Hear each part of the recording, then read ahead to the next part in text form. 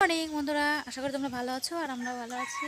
আজ সকাল থেকে ব্লগটা শুরু করছি, কিন্তু এখন বাজে প্রায় ভালোই বেলা হয়ে গেছে।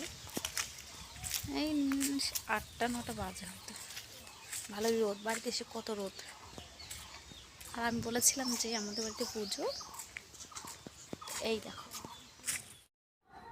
তো তোমরা দেখতে পাচ্ছ এখানে ঠাকুর বানানো হয়ে গেছে অর্ধেকটা। আমার শ্বশুরমশাই শাশুড়ি মা দুজনে মিলেই মানে ওটা করে নিয়েছে যতটুকুনি পারা যায়, কারণ আমরা তো গিয়ে করতে হবে। তো বলছে আগে আগে করে রাখি, যতটুকুনি করা যায় তোমাদের অসুবিধা হবে, ঠিক আছে করো।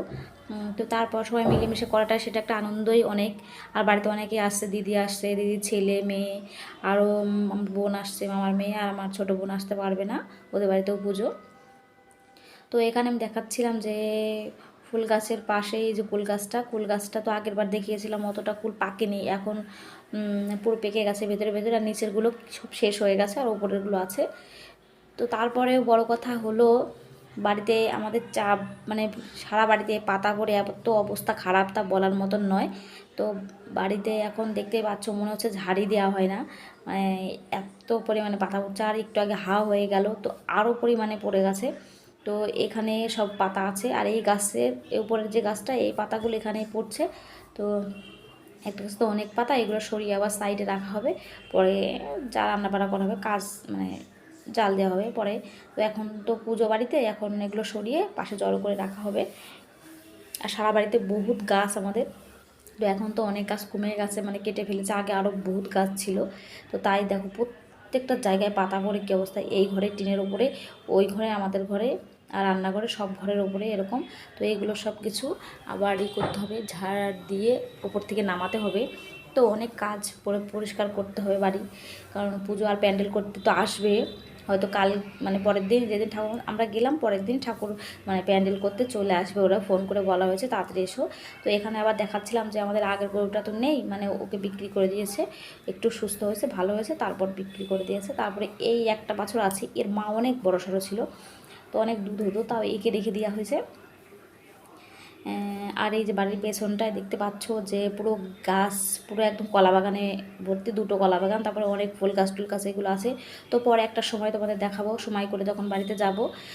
তো এখন পুজোর জন্য বাড়িতে বহুতই কাজ, আর যেহেতু আমার যা বাড়িতে নেই, ও আসবে পুজোর আগের দিন, তো আমাদের তিনজনে মিলেই সব কাজগুলো করতে হয়। সবই প্রায় মানে কমপ্লিট করে রাখি, যাতে কারো অসুবিধা না হয়, যতটুকু আমাদের কষ্ট হয় হোক, তো আমরা সবই কমপ্লিট করে রাখি বেশিরভাগ। আর যারা পুজো করতে আসবে তাদের তো সব কাজ তো করার, আর আমাদের নিজেদের কাজ বেশিরভাগ করি, আর ওদেরকে দিয়ে যখন পুজোর দিনকার কাজ, মানে যেগুলো যেগুলো সেগুলোতে মানে ওরা ফল কাটায়, বানানো সেগুলো করে, হাতের সঙ্গে সবই করে দেয়। সবাই খুব ভালো, আর চারপাশে সবাই এত ভালো, সবাই মানে ডাকলেই চলে আসে আর করেও দেয়, মানে ঠাকুর পুজো সবাই মিলে বেশ আনন্দই হয়। তো সবাই আশা করে থাকে যে পুজোতে আরও সবাই করব। তো তারপরে আমি এই যে রান্না বাড়া ওদিকে হয়ে গেছে, করে ফেলেছি সকালবেলা, তো এখানে খেতে দিয়ে দিচ্ছিলাম আমার শ্বশুরমশাই, আর হলো ওষুধ দিতাম মানে তোমার দাদা ভাই। তারপর শ্যুট করে নিই, তারপর এই যে আমি চাল ঝাড়তে এসে গেছি খাওয়া দাওয়া করে। আর পুজোতে বহুতই কাজ, বাড়ির জন্য সব কিছু আমি শ্যুট করতে পারছি না, কে বা করে দেবে, যেটুকুনি পারি তো করি। আর দাদা মাঝে মধ্যে বলি একটু ধরে দাও, তো একটু দিল। আর ব্যস্ত থাকে সবসময় বাড়িতে, ওটা আমার অনেক কাজ থাকে, আমার করতে হতো সব কিছুই, মানে আমার মাথার উপরে। তো বাজার ঘাট, নেমন্তন্ন, নেমন্তন্ন অনেকটা শ্বশুরমশাই করে রাখে, নেমন্তন্ন বাজার ঘাট সব দাদা ভাই করে।